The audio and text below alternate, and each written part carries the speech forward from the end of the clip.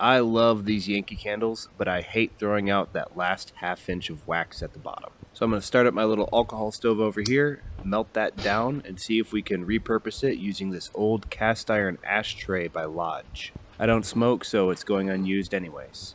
We're going to grab that little metal tip at the bottom of the wax and we're going to repurpose it, but we need to replace the wick. A Q-tip works really well for this, but you need to widen the hole a little bit with a bit of metal. I'm sure candle wicks are cheap and you can grab a whole roll of them somewhere for a couple of dollars, but I had a Q-tip and it worked out for me.